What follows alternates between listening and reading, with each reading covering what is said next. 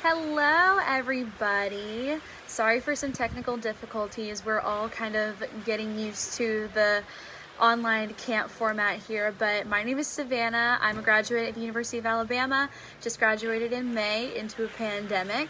So I want to just spend a little bit of time talking to you guys today about design and some basics that you can take with you when you're starting to learn Illustrator and InDesign. I'm coming at you live from the beach. It is beautiful here in Fort Morgan, Alabama, but I still wanted to take some time to talk to you guys today. So hopefully you guys can hear okay. Hopefully all this is going well. And if it's not, I sincerely apologize. I'm going to be the guinea pig for the live sessions for the really long weekend.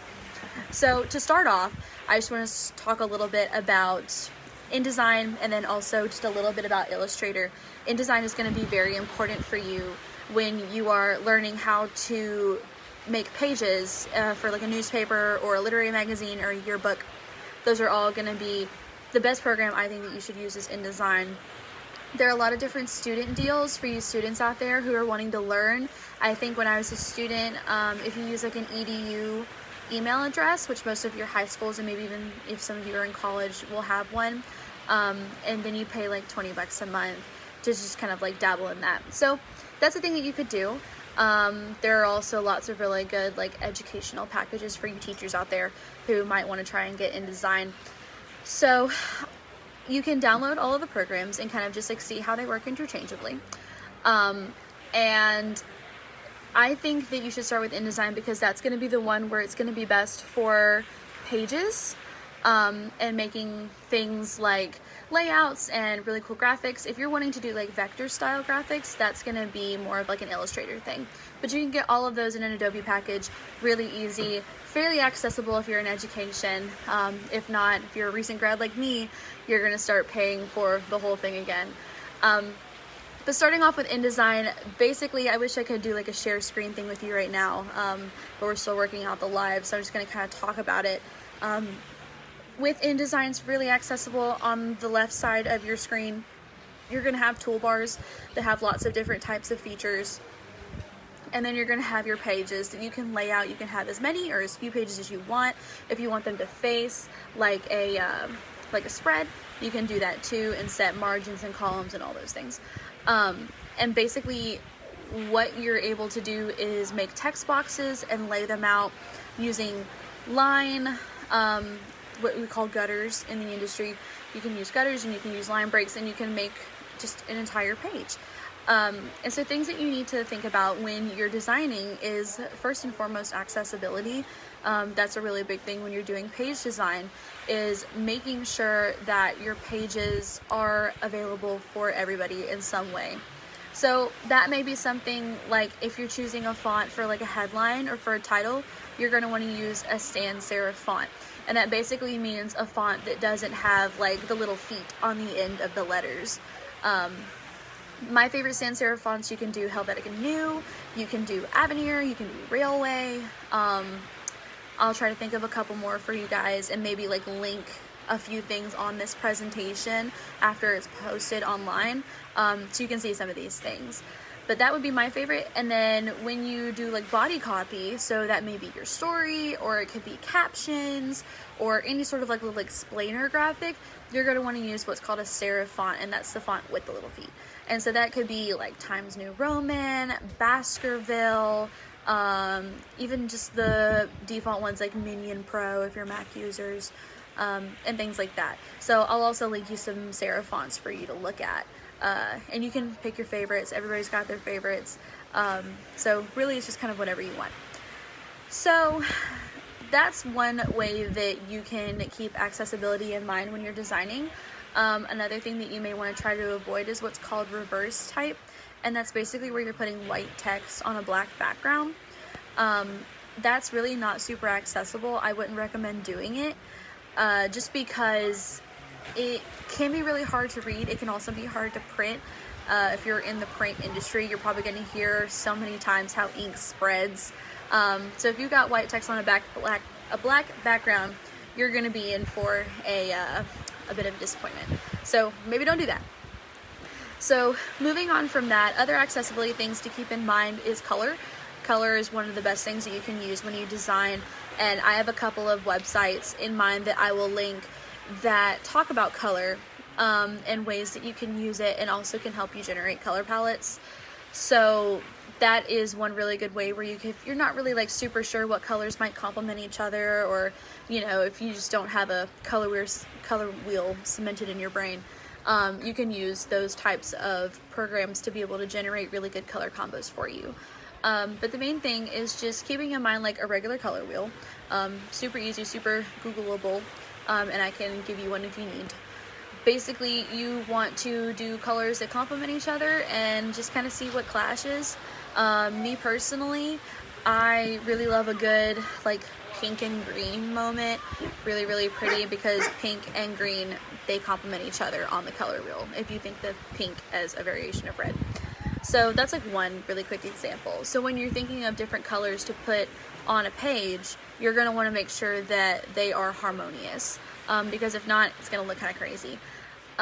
Also, a good tip to consider is when you're doing colors and things like that, maybe no more than 2 or 3 like big dominating colors on a page. That's going to be really important, because you don't want it to look like a giant rainbow soup. Same goes for fonts. You're only going to want 2, maybe 3 to be featured on a page, because if you have too much, honestly, just everything's better in moderation. So if you have too much going on, it's going to look busy, and it's going to take away from what you're trying to show. And then of course, if you have too little, it's going to look boring. So moderation is everything. Stepping back on fonts really quickly, one of the things that I like to do is pick a font that has lots of different weights, and weights basically means just like thickness or thinness. So if you have like a Railway, it's like extra light, light, regular, you know, medium bold, demi bold, heavy bold, you know, you're gonna have lots of different weights of that, and you'll be able to take that and use lots of different types of Railway, so you have dynamics with your fonts, but then you're not having to use a bunch of different fonts. It's all the same one, and it looks really, really nice. So I would recommend doing that if you want to have fonts that are lots of different types. So moving on from that, the main things that you're going to be dealing with when you're laying out a page is going to be text boxes, and then photos, lines maybe, and really that's kind of it, unless you're throwing in graphics. So basically, the way to make a really good page is to use all of those things in a way that is orderly, while also,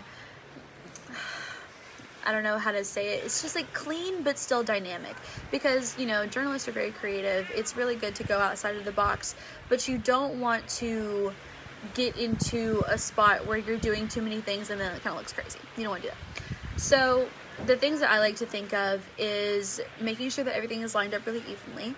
So if I have like a headline, it's lined up nice and even, super straight, super clean, and then all of my text boxes go under that nice and evenly.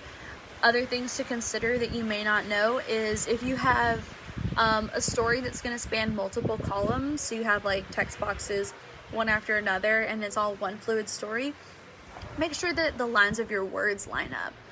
So like all of the gaps are even. You never want to see like weird stair steps. You want to be able to read all the way down and then go back and start and be able to keep reading without having to like shift the equilibrium of your focus. So really important, just making sure things are lined up. And then in InDesign and Illustrator, they have guides and things like this that'll be really helpful for when you're doing these things. Just like a quick tip, if you have your ruler on and you click in your ruler and pull down, or click in your ruler on the left and pull over, you're going to pull down these little like cyan bars, and then you can be able to stick those there, and it just kind of like helps you like have guides to line stuff up. So really important. You can also see grids and guides settings. I believe it's in view at the top where it's like file, edit, and all that stuff. So if you click view, you'll have grids and guides settings, so check that out too. So yeah, between text boxes and pictures and lines and maybe graphics, you can be able to make a really good page. A lot of like the industry standards have your pictures in the top right hand corner of your story underneath your headline. You can also do pictures in the middle. You can hop into Photoshop and do cutouts, which is a whole different beast in and of itself. So there's a lot of options to be able to look at pages. One of my favorite ideas is to just go on Pinterest and type in newspaper design or yearbook design, or anything like that, and then just kind of go through and see what other people have cooked up and save those designs for inspiration later on. You can see a lot of really cool creativity.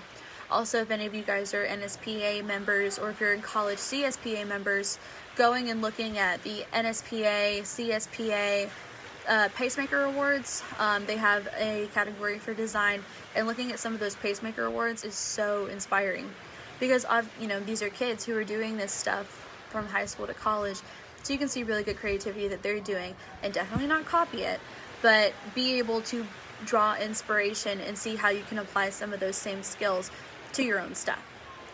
So that's some of the main things. I'm going to throw a couple vocabulary words at you that I feel like you should write down, just things to remember.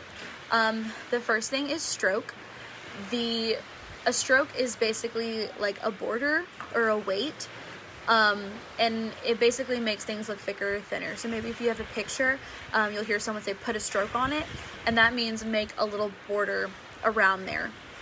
And normally on your right hand side, in like your right hand tool settings, you're going to have something that says stroke, or if you click window and then go all the way down, there's going to be a thing that says stroke, and you can pull up those settings. So stroke is really important. Putting strokes around pictures kind of gives them like an anchor or a home to live in. So normally I just do like a 0.25, like a 0.25 point black stroke, and that's just like a very thin black border for that picture, kind of like gives it somewhere to live, gives it a little bit of anchoring. So stroke is a big one. Drop cap is going to be in the next one. You're going to find your drop cap settings in the paragraph window. And if you go to window and you go down to paragraph, you're going to see drop cap. That's basically if you have like the first letter of a paragraph or of a story and it's bigger than all the rest, that's a drop cap. A really good, like, easy way to make something like designed without actually having to design it. Also, it's just a good way to start the story, a good anchor point to say, hey, this is where you begin. Normally, I'd say a 2-point or a 3-point drop cap is what I would do. I remember a friend of mine got really frustrated because they were on a flight with Southwest, and they look at Southwest's in-flight magazine, and it had a 14-point drop cap. So it's just this giant like P, and then the rest of the story. And you can definitely do that if you're in magazines. I think you get some more leeway when you do that, just because, it's a magazine. It can be a little bit more like flourished than a newspaper. But 14-point drop cap. You're not gonna be able to even guess like where that starts. You don't have to guess. So drop cap, very important. So we said stroke, we said drop cap. Another thing that I would look at is something called color themes. That's going to be in the color window, same, just window, color. And that's going to be a place where you can develop palettes, where you can kind of see like what colors complement each other, what kind of colors go well together and things like that. That's going to be a really good way for you to, if you need help picking different colors, that's going to be your best friend. So color themes, huge one. I'm trying to think if there are any other really big ones. In terms of just like parts of a paper or parts of a page, your headline obviously is going to be the title of your story, your poem, your graphic, your, photo essay. That's going to be the headline. Your body copy is going to be the actual story, that's all of your words. And again, we talked about making sure that that's all lined up. Quick thing about body copy, if you have a text box and there's not enough room in that text box for all of your text to fit, in the bottom right hand corner of that text box, you're going to see a little red box with a little plus in it. And that basically is a sign that tells you, hey, there is more text here that is not being shown in this text box. If you click on that little red box and then you click and drag a new text box, that's going to push your story along to the second box. So no matter how you resize your boxes, your story, like content, the actual words, is going to stay fluid and continuous. So that's a really good way to not have to make like different text boxes and copy and paste a bunch of things. Just click that little red box with the plus sign on it, and that'll keep your story flowing without you having to chop it up. So Talked about text boxes, talked about headlines. Bylines is a big thing. Everybody loves to get credit. Basically, your byline is the, by Savannah Bullard. That's your author name, the title. Traditionally, it goes between the headline and the story. And that can be pretty and stylized and all that stuff. So, keeping that there, you can also make this a little bit stylized. You can stick it in a box. You can do a fun, bold font. You can make it a cool color. It's kind of up to you.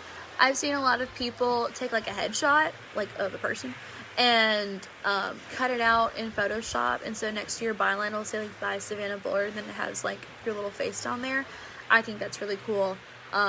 Definitely something that you could do. Other parts of the paper that are important is the folio. The folio is going to be either at the very, very top or the very, very bottom. Think of it as like a header or a footer for your publication.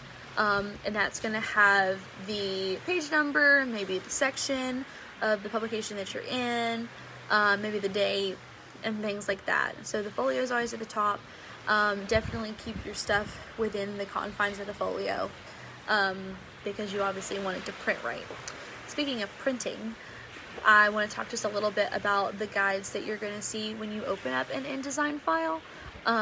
Basically, when you open up a page, you're going to have this like purple and pink bounding box. So it's going to be purple on the two sides. Okay, I think we're here. Sorry guys. I think I had a little bit of a connection issue. And there's a plane going by. So, pros and cons of doing this outside. I'm going to let it pass really quickly. Oh, there it is. It's a fancy plane. We are on Fort Morgan, so there are some military bases here and around. So we got some really cool, important people flying by every now and again. Anyway, so we were talking about bounding boxes. You're going to have on your left and right side of your document these purple lines, and then on the top and bottom you're going to have these pink lines. And basically within that box is going to be your print area. And the basic rule of thumb is don't go outside that print area, because if you do, it won't print. Plain and simple. So just be careful of that when you're looking at things like that. If you're trying to build like a spread, like a double track spread that faces each other, you're probably going to want to just like format that in your page layout settings to where it's an actual spread and not two separate pages, which is really easy to do.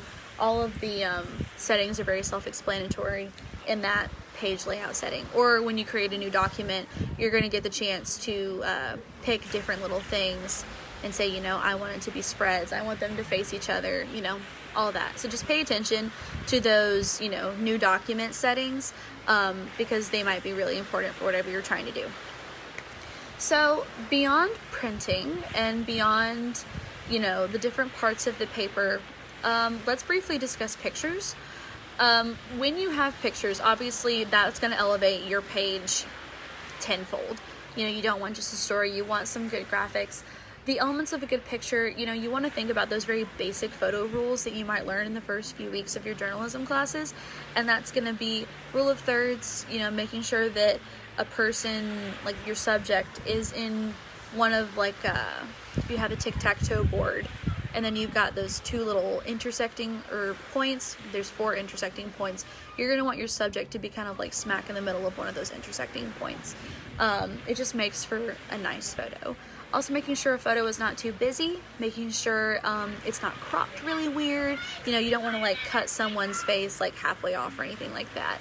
And then also making sure if you've got a page 3, so that's going to be on the right side of the page, you don't want a photo of somebody who's looking off the page. You're going to want them to be turned like this. Now you can't flip it because that's unethical, and we don't mess with photos. But you might just need to pick a different photo or stick it somewhere in the page so it's not looking off the page. You kind of want to have the photo interact with the story in a way. So ideally, if you had a sports page and you're doing a like a little bit of body copy. This could be for yearbook or newspaper. If you have some body copy about like the track team and you have photos of them running track, it would be nice if you had a photo that is in the direction of where they're running, like into the story, if that makes sense, instead of running off the page. Think of the, you know, your little person like came to life and was going off the page. You want them to be running into the story. I think we have another plane coming by. The Blue Angels have been nearby, haven't they, over the past couple weeks? Pensacola is where they're based, so this is their testing. Yes. This is where they train. Pensacola is really nearby to where they are, and the Blue Angels, the really like crazy amazing pilots, they train right around here. So they're putting in a lot more work than I am today. Bless them. So anyways, back to photos. Basically, you're going to want to make sure that your photos are working dynamically with your page. And if you're using any colors on your page, make sure it's harmonious with the colors in your photo as well. Basic photo techniques that you can do in Photoshop, just making sure that the contrast looks okay, that your brightness is fine. You can do a little bit of like color balancing. And I'm not gonna lie to you guys, I have no idea like the mechanics of a good photo editing skill, but I also know that I can kind of turn all the little dials and I can look at a photo and decide if it doesn't look crazy, you know? So play around with them. Figure out kind of like what each of them do. In Photoshop, when you just, if you're looking for the menu, it'll be image, mode, and then image, I think it's adjustments. Anything under those adjustments, it's really nice to just go ahead and like play around with them and kind of figure out what's going to make a good photo. Because like, you know, hopefully, you know, you can look at it and say, no, this looks like weird, like crazy spiky rainbowness, and you know that that's not going to work. But you know what like a nicely contrasted photo, a nice bright photo is supposed to look like. So if you're just needing to do like very basic touch-ups, it's very easy to learn by just playing around with those settings, image adjustments in Photoshop. And then you can put those photos right into your InDesign file. Other things you need to consider with photos is how big they are. You definitely don't want a photo to like absolutely dominate a page unless that's like the look you're going for. If you're trying to be like stylized about it, then you could definitely do that. No problem. But make sure that it's kind of like there's a time and place for everything.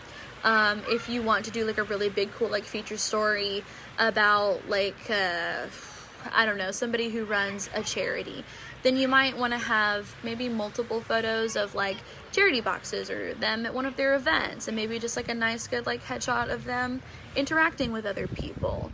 You know, that's nice. Like that's a good way to kind of put all of those things together.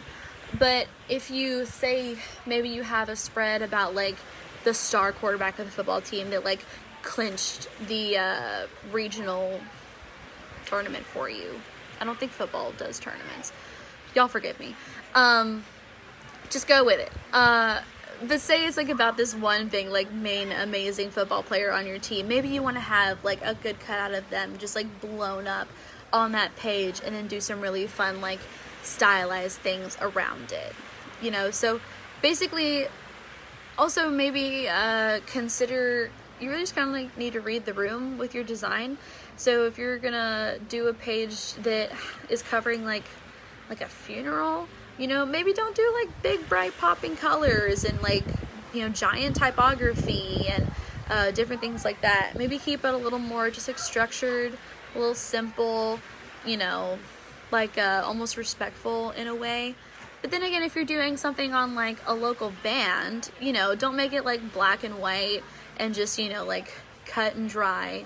You know, you want to kind of have fun with those. So just read the room and then use your resources appropriately. And I think you're going to have some really good pages. Beyond this, we talked about photos. We talked about parts of the paper. I really think that those are the best basics for you guys. In terms of Illustrator, I think we're going to end up making this a completely different session because there's just so much in Illustrator to tackle. And I can definitely, if you want we can talk about Illustrator. You know, my email and my Twitter is all over our social media, so feel free to come find me there. Illustrator is going to be very similar. It's kind of like a distant cousin to InDesign, so a lot of those settings are going to be the same, but designing like graphics and things like that, that's just a whole nother beast. The main thing with your InDesign pages is just making sure that you're being orderly, making sure that you're being accessible, and just have fun with it. Have fun with it, make mistakes, you know, figure out what works and what doesn't. And you're never going to be able to learn InDesign by just like watching videos or reading textbooks and things like that. The best way to learn how to do InDesign is to just do it. Download the program, make a couple really, really bad pages, and then kind of figure out your style and then make some really nice pages. You know, you just have to learn by doing. That's just the long and short of it. So this is going to be the end of this quick little InDesign session. If you have any questions, please feel free to email me. It's sav.bullard@gmail.com. You can also find me on Twitter at Savannah, letter K, letter T, _, and I'd be happy to answer any questions that you have. And if you want to see any of the work that I've done, or, you know, let me look at some work that you've done and tell you what I think, I'd be happy to do that. But hopefully this is enough information to kind of get you started on making some pages. So everybody have a great rest of your day. It was wonderful sitting and talking to you guys, and I will see you in the next one.